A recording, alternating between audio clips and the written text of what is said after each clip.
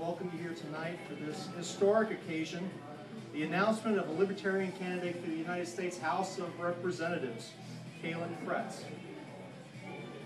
I've known Calen for only a short time, a few months, since he moved here from Virginia, but in that time I've come to know that he is an exceptionally dedicated libertarian, and he's devoted to maintaining people's rights and allowing them the opportunity to prosper free from government intervention. He volunteered to become this county's vice chairman when the former chairman had to resign for personal reasons, and since that time he has made himself an indispensable part of letting our friends and neighbors know that there is a better way than either of the major parties to effect change in this country. Northwest Florida has waited a long time for real political competition. It is now my privilege to introduce the next congressman from the 1st District of Florida, Calen Fretz.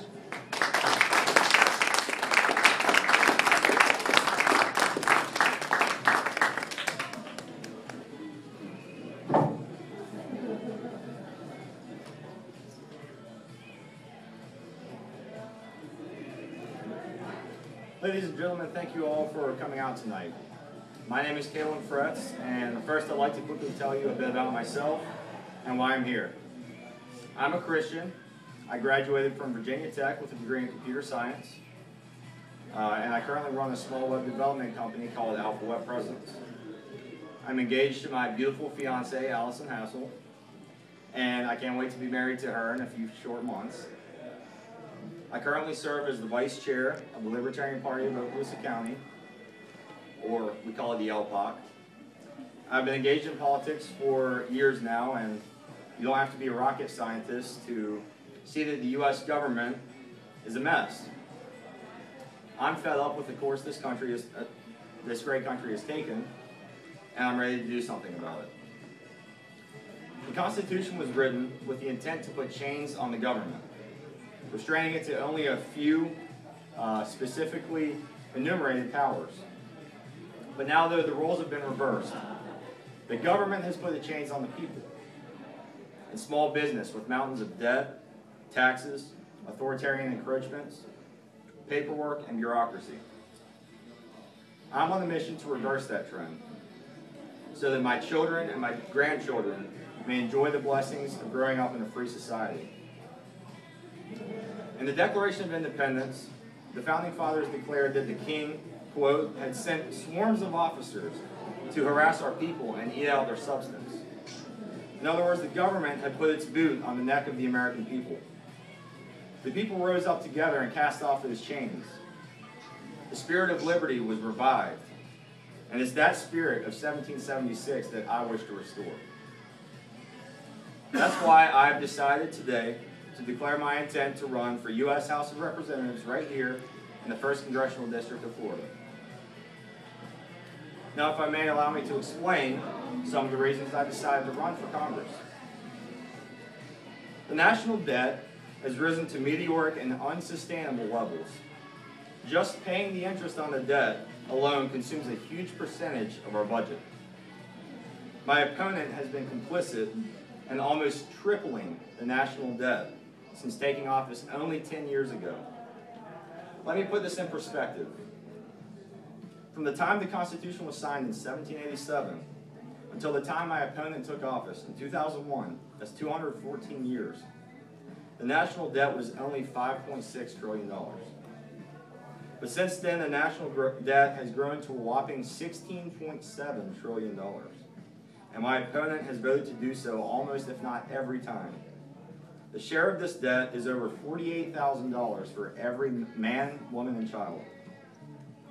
Not to mention the unconstitutional super committee, super Congress. When I'm elected, and I plan to be, I will not be bullied into voting for a single additional debt limit increase, at least until the budget has been balanced and deficit spending eliminated. And I certainly won't abdicate my congressional powers to a bipartisan super committee. Now, most people understand the inherent flaws in Obamacare. What you may not know is that my opponent wants government health care also, only in a different manner than Obama. He continues to support the Republican repeal and replace bill. Now, at first this may sound like a good thing to many of you, as it did to me at first. But did you know that the Republicans' plan keeps the pre-existing conditions mandate? If you go look at their Pledge to America website, it says, quote, "We will make it illegal for an insurance company to deny coverage to someone with prior coverage on the basis of a pre-existing condition." Well, this was the whole point for Obamacare's individual mandate in the first place. So the first question we must ask is, why replace it with anything? Why not replace it with free markets? Private insurance, private churches, charities, family, friends, like a real conservative. The second question is, why, of all things, maintain the pre-existing conditions mandate? This mandate was arguably the single most dangerous Obamacare stipulation from the start, and will inevitably lead to a single-payer system. If you want to see how my opponent truly feels about the free market, look no further than the issues page on his own website under telecommunications. What he calls for is tantamount to a complete government takeover of the telecommunications industry. State-run television. All because he believes, in so many words, that parents are just not responsible enough or capable enough to decide for themselves what they or their children should be able to watch on TV. There's a simple philosophical question here. Do you believe in the free market or not? When I'm elected, I will be consistent on free markets. No government involvement where it does not belong. Lastly, we come to the Patriot Act and its blatant disregard of Fourth and Fifth Amendments. The government no longer needs a warrant to seize your personal information or assets. Then we have the TSA.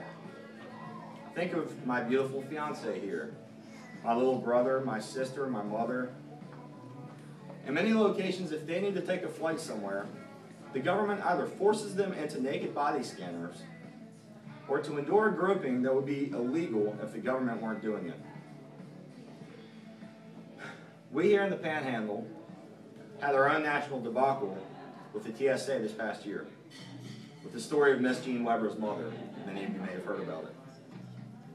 And now they're doing this randomly also at train and bus stops as well. Pretty soon, anytime you want to travel, you'll have to go through a naked body scanner or be searched or groped. My opponent not only subjected people to this, but he has been one of its most ardent supporters.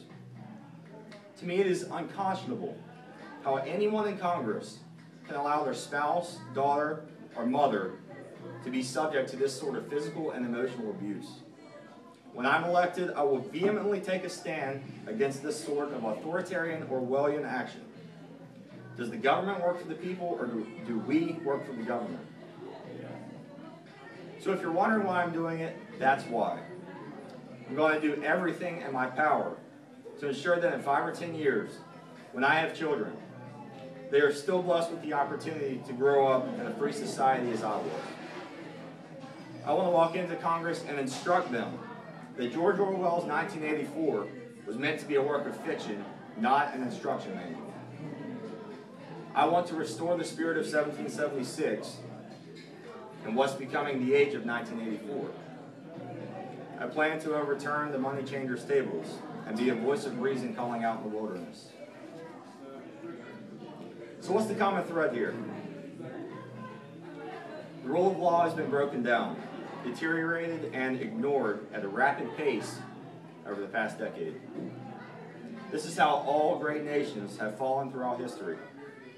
Everything the government does, it does by force, either directly or indirectly through the barrel of a gun.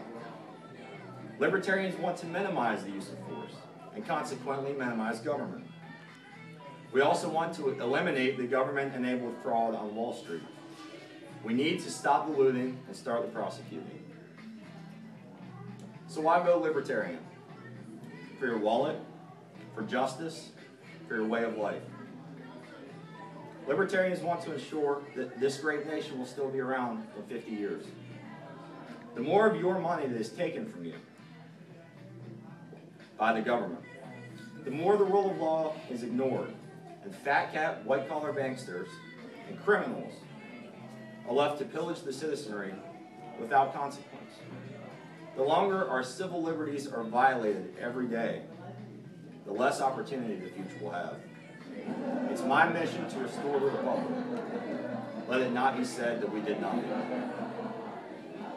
With that, I can't do this without a great team behind me, and I'd like to introduce them now. Pete Blome, as you saw, is my campaign manager and the LPOC chair. He's a retired U.S. Air Force officer. While in the Air Force, he was a pilot and became a combat veteran in Operation Urgent Fury in the first Gulf War. Coy Surprise, my campaign treasurer, is a U.S. Navy veteran of 10 years and has served the citizens of Bay County and South Walton as a firefighter and EMT since 1999. Lee Jackson, fellow LPOC member and current Libertarian Party of Florida representative for this district, is a retired Air Force officer. Steve Carruthers, LPOC member, was influential in the efforts to stop the income tax in Tennessee. Carl Denninger, LPOC member, is a nationally recognized economist and an original founder of the Tea Party. Sky Monteith, LPOC secretary, proudly served in the Army and is active in Destin city politics. Andy Pinelli, LPOC treasurer, is a U.S. Coast Guard veteran who is dedicated to liberty.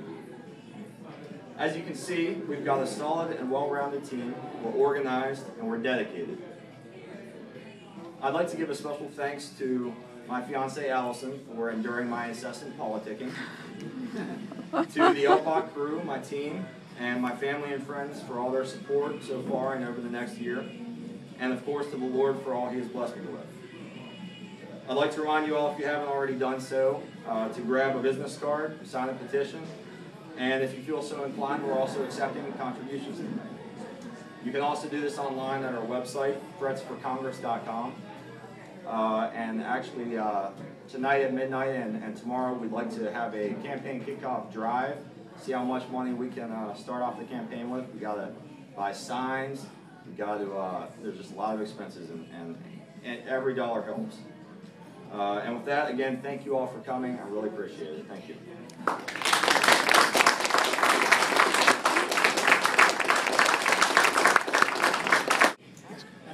Yes. Which point do you plan to focus on the most in your campaign? Which point of interest? The question was, which point do I plan to focus on the most during the campaign? Oh, that's a great question. There's so many. Our main 3 points, and these are just general points, is, as you can see, individual rights, free markets, and limited government. That's the basic libertarian platform. Based off of that, probably the #1 issue right now is the debt. $16.7 trillion. It's tripled in the last 10 years. It's incredible, really is. And you know, my opponent has voted to increase it, I believe, every time, if not almost every time. And that's something that I just won't do. I can't, in good conscience, put another $10,000 on, you know, my little brother or my children for them to grow up under, and it's just going to get worse and worse. So that to me is probably the biggest thing. Thank you. Any other questions? Yes. Jerry Norris for the Bakerton. My question is, what are your intentions as far as how you plan on getting the message across to the public? Obviously, aside from this particular press release, an opportunity to release your information to the public, what do you plan to do as far as extending your reach? Thank you. That's a great question. The question was, what do we plan to do to extend our reach in the area? And unfortunately, most people don't understand exactly what the libertarian message is still. But the interesting thing is, most people have a strong libertarian vein inside themselves. They may not understand it, but every day you wake up and you do things without the government, without anybody else telling you to do it. That's the libertarian spirit. Many people have been confused by the leaders in both major political parties as to being what a libertarian is. They think it's a radical, they think you're crazy, they think you want to do all these horrible things, and that's just not true. Libertarians are about the best parts of America. The radicals are the status quo politicians in D.C. violating the Constitution every day. Where the Republican and Democrat parties have failed is that they frequently talk libertarian to get your vote, but they do the exact opposite. This has not been in anyone's best interest. So over the next year, how we're going to bring this message to the people, we're going to make inroads by highlighting the libertarian approach on any form that's willing to listen, any form.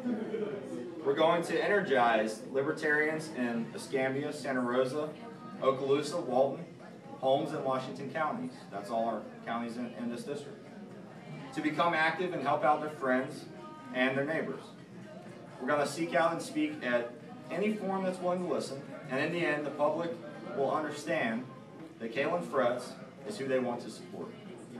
And we're also going to use technology. That's actually my specialty. I'm a computer scientist. We're going to hit the internet hard. Facebook, Twitter, YouTube, pressforcongress.com. Any other questions? Yes. How long do you plan to be a representative? That's a great question. How long do I plan to be a representative? I'd say about 70 years. Something like that. Good answer.